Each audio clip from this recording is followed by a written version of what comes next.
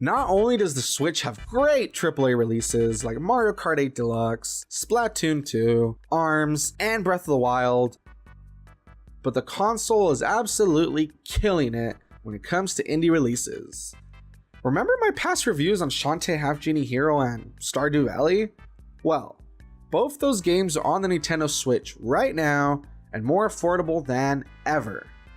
Also, if you haven't seen those reviews, why not go watch them right now? I'm just saying, Anyways, when I say that the Switch is killing it in terms of indies, I mean it. With multiple games releasing every week, and there be no signs of slowing down anytime soon.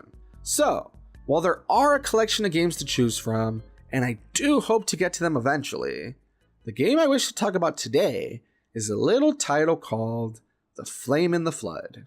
The Flame in the Flood is a roguelike survival adventure game that's basically released for every system out there, with its most recent release being for Nintendo Switch as a Complete Edition, which includes various gameplay enhancements and director's commentary. The game features 2 modes that you can play. The first is Campaign Mode, which includes some plot that I will get to shortly, and the ability to continue from a few predetermined checkpoints if you get a game over. The second mode is Endless Mode, in which you try to break your previous record and survive for as long as you can with no continues. While there isn't really too much of a story to speak of, well, a little bit of a plot we get is pretty simple. You play as this girl named Scout, who is the last remaining survivor of Pinewood Girl Scouts camp. Your lone wanderer is quite resourceful, disciplined in all aspects of wilderness survival such as crafting tools, hunting animals, making clothes, and even first aid. Though she appears to have been alone for a while, she is soon joined by a dog named Aesop, who acts as her loyal companion and helps out as best as he can. Kind of reminiscent of The Legend of Zelda Wind Waker, the world is covered in water as a result of a terrible flood, leaving behind nothing but a series of islands. Though we don't get too much more details about the catastrophic flood, we do see the ruins it has left behind and learn that there is a place far away where it is said one can escape the storm for good. With hopes of something better lying at the end of the seemingly endless river, Scout and her dog set off on the long and terrifying journey using a homemade raft. As you help Scout travel down the river, there are basically 3 types of gameplay mechanics. The first aspect of gameplay has to do with controlling the raft.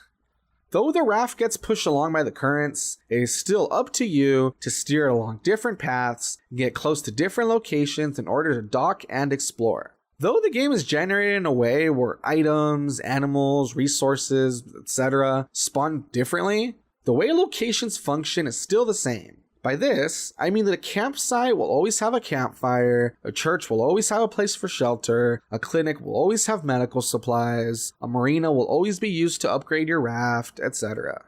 Because of this, knowing what location to navigate to and when is crucial. Not only that, but if you keep your eyes open, you might see different spots you can loot from if you get close enough to mash a button as you pass by.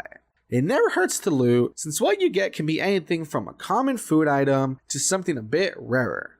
And oh yeah, while you may feel the urge to just let the raft drive itself, if you take too much damage, your raft will get destroyed and you'll get a game over, so you need to do your best to avoid obstacles in the way, such as fallen trees, jagged rocks, or debris.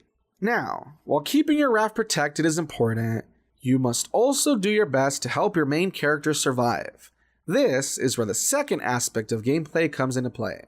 As you journey down the river, you need to keep an eye on 4 of Scout's needs and do your best to keep them all at high levels. Scout's needs are thirst, hunger, warmth, and energy. If Scout is hungry, then you feed her. If Scout is thirsty, then you give her water. If Scout is cold, you equip her with warmer clothes. If she is tired, then you get her some sleep. These needs are pretty easy to deal with for the most part, as well as self-explanatory. If you don't pay attention to one of them and its value reaches 0, this will result in death. However, it is other stuff that Scout can get hit with that are harder to deal with. From broken bones to dysentery to snake bites, there are a variety of terrible things that can befall Scout.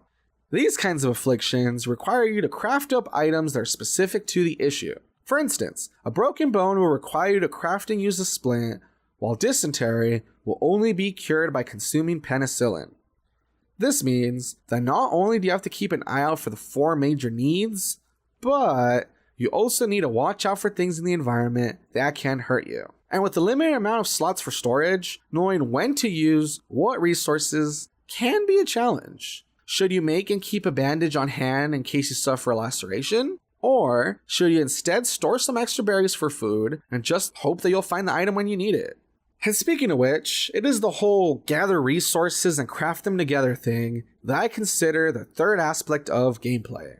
As mentioned before, there are several places along your journey where you can stop to explore. As you explore different ruins and wilderness throughout the game, you will come across a variety of things such as animals, plants, medical supplies, campfires, workbenches, jars, and well, a whole bunch of other stuff. As for what you do with all these resources, well, you use them to craft things that you need. As long as you have enough of the needed items, all you have to do is pull up your journal, head on over to the recipe section, and confirm that you want to spend a specific amount of resources to craft the item. At this point, it is up to you whether to use the item immediately or store it for later use. However, I do want to add that some things can only be done in a specific way. For instance, meat can only be cooked when in the presence of a fire, while upgrades to your raft can only be applied if you are docked in a marina. This means that once again, timing and resource management is crucial. In conclusion, while helping a girl and her dog raft down a river seems like a simple enough premise, the gameplay is actually quite complex. Though anyone playing should be able to pick up the game's mechanics soon enough, getting to a place where you are comfortable with the ongoing challenge of traveling, keeping Sky alive, and crafting what you will need will take some time to get used to. However, I think that it is this challenge that makes the game fun since it constantly keeps you on your toes, making you adapt to what is going on around you. So, do I recommend the game? Absolutely. Whether at home or on the go, I think that The Flame in the Flood is an enjoyable experience and definitely has replayability as you try to do better than before. And for the low price that it is being sold at, I think that it is quite a good deal. But hey, that's just my opinion. And remember, don't take anything that I say too seriously. After all, I'm just a wannabe reviewer. Thanks for watching.